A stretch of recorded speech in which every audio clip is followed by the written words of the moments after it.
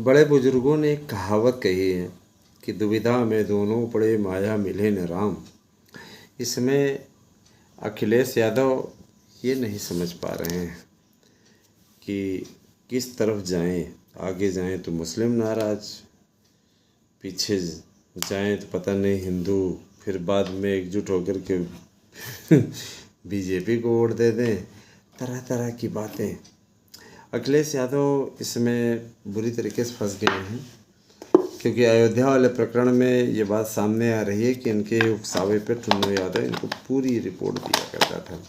और योगी आदित्यनाथ अच्छी तरीके से जानते हैं कि सनातन पे कोई उंगली उठाए और किसी प्रकार से हिंदुओं के बीच भ्रम फैलाने की कोशिश करे, सनातन वो किस तरीके से निपटते हैं वो आपको भी अच्छे तरीके से मालूम है, उसमें कहने वाली बात नहीं है। सबसे बड़े आश्चर्य की बात यह है कि इस तरीके की राजनीति होनी ही नहीं चाहिए। आपको भी ये मालूम है कि वहाँ पे सीधे सरकार का कोई दखल नहीं है। वो मंदिर ट्रस्ट है। अब मान लीजिए बंधवा के हनुमान जी के मंदिर में कोई चोरी हो जाए तो उसमें सरकार क्या करे भैया? उसमें सरकार क्या करे? ट्रस्ट उनका है, वो लोग कर रहे हैं, तो वो लोग अगर कोई खुलासा हो तो चोरी पकड़ी जाए तो कार्रवाई होगी। और सबसे बड़ी चीज़ ये कि देखिए, तरह तरह की बातें करने वाले लोग ये अच्छे तरीके से जानते हैं कि इसमें कुछ होना होना नहीं है।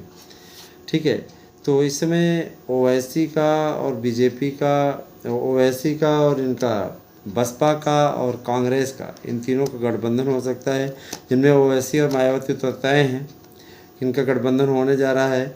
ओवैसी निश्चित रूप से डेंट लगाएंगे मुस्लिम वोटों का।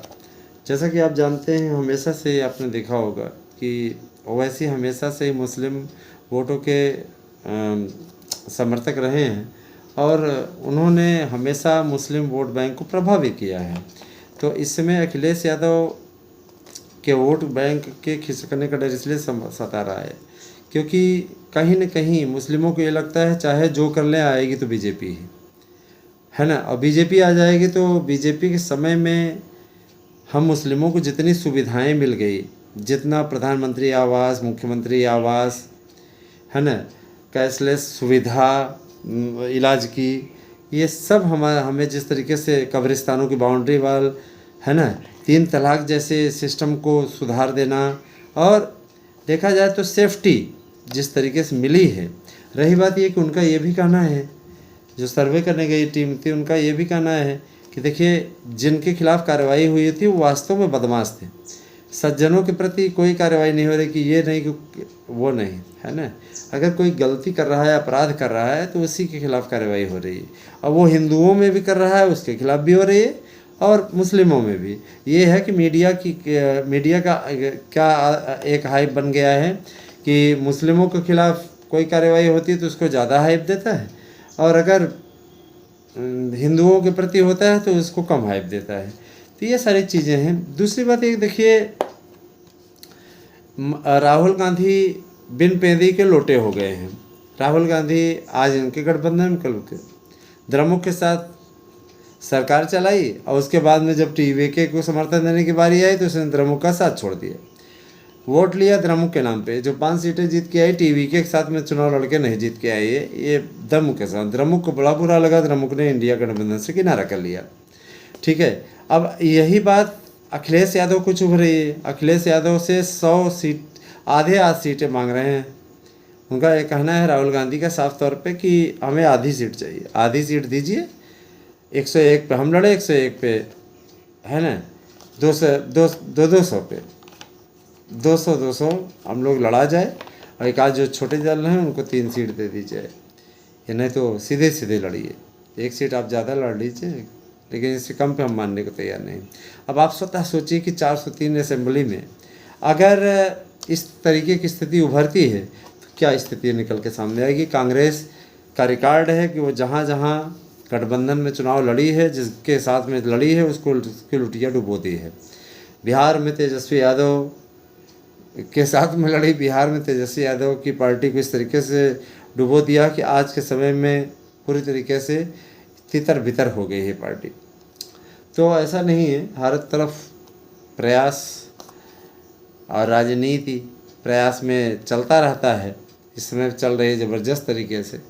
मैं यही आपसे कहना चाहूँगा कि आप लोग चैनल से ज़्यादा से ज़्यादा जुड़िए और आप क्या सोचते हैं इस बारे में ज़रा सा बताइएगा। लेकिन इतना ज़रूर है कि याद रखिए, मेन चीज़ ये कि हर जगह राम गोपाल यादव का भाषण चला दिया जा रहा है।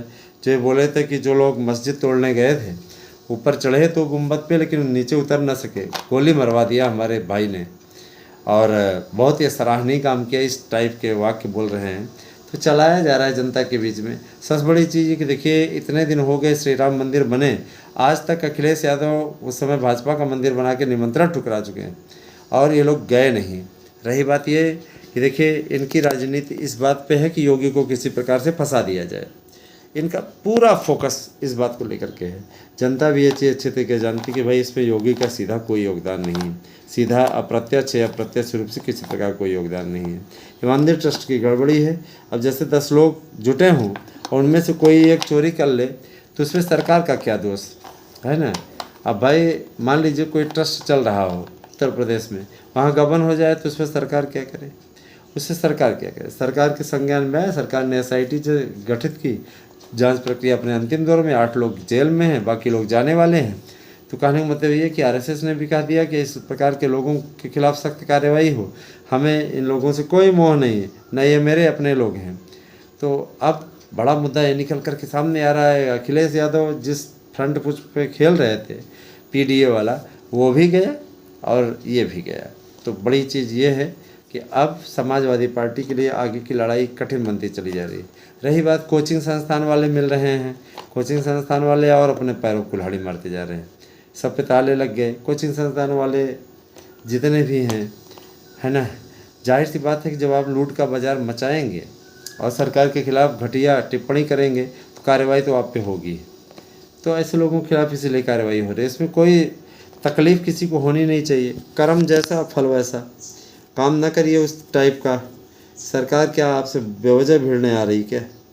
इस टाइप का काम आप ना करिए। इस टाइप का काम करेंगे तो जाहिर सी बात है कि फिर कार्रवाई होगी, सीधी सी बात है। दोस्तों, मैं ये चीज़ स्पष्ट कर देना चाहता हूँ